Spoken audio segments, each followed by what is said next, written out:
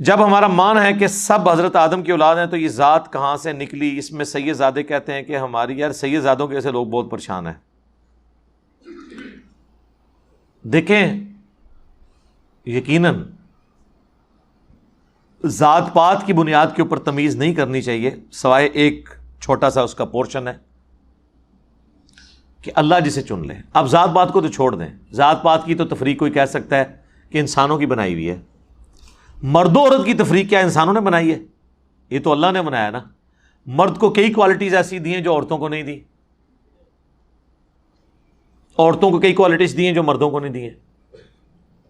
یعنی دنیا کے سارے مرد مر جائیں نا تو انسانیت ختم نہیں ہوگی، لیکن دنیا کی ساری عورتیں مر جائیں تو انسانیت ختم ہو جائے گی.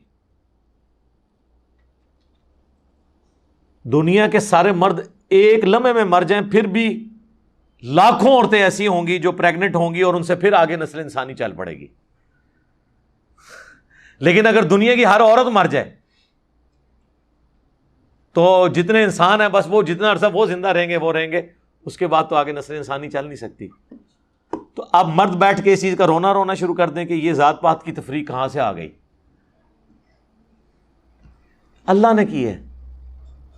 اللہ کہتا ہے کہ میرے نزدیک جو تقوی کا معیار، جو عزت کا معیار ہے وہ تقوی ہے. تقوی ان اکرمکم عند اللہ اتقاکم، یہ سورۃ الحجرات کی آیات ہے نا. اللہ تعالیٰ فرماتا ہے کہ ہم نے تمہیں آدم علیہ السلام، تم سب آدم علیہ السلام کی اولاد ہو، آدم سے پیدا کیا اور اس کے بعد تمہیں گروہوں میں قبیلوں میں بانٹ دیا تاکہ تمہاری پہچان ہو. تم میں سب سے عزت والا اللہ کے نزدیک وہ ہے جو تقوی والا ہے، پرہیزگاری والا ہے. تو یہ جو ذات پات کی اس حوالے سے تو تفریق اللہ نے کی ہے کہ تمہیں قبیلوں میں بانٹا ہے، یہ اللہ نہیں بانٹا ہے، بل اس کی بنیاد کے اوپر ایک دوسرے کو ذلیل کرنا وہ غلط ہے. بنی اسرائیل کو قرآن میں 2 دفعہ آیا انی فضلتکم علی العالمین، اے اولاد یعقوب ہم نے تمہیں سارے جہان والوں پر فضیلت دی تھی. تو اگر حضرت ابراہیم کے ایک بیٹے کی اولاد حضرت اسحاق جن کا لقب اسرائیل بھی تھا، ان کے جو بیٹا تھا یعقوب، حضرت یوسف کے والد، ان کا لقب اسرائیل بھی تھا، اسی سے بنی اسرائیل بنے. اگر بنو اسرائیل کو جہان والوں پہ فضیلت ہے تو بنو اسماعیل کو بھی جہان والوں پہ فضیلت اگر اللہ نے دی ہے، قریش کو یا سید کو، تو اس میں کوئی پریشانی والی بات نہیں. لیکن یہ نہیں ہے کہ وہ اب ان کو نمازیں معاف ہیں یا وہ برے کام کریں گے تو ان کی پکڑ نہیں ہے، نہیں.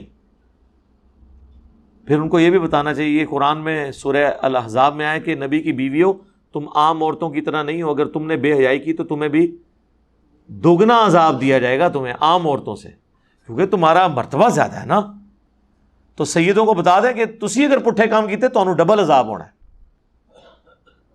ٹھیک ہے فضیلت ہم مانتے ہیں زیادہ ہوگی لیکن عذاب بھی ڈبل ہوگا. ہاں فضیلت ویل کرو پھر.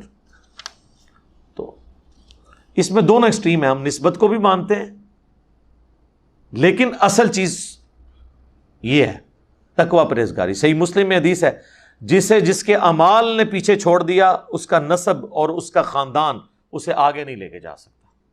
پہلی چیز وہ ہے.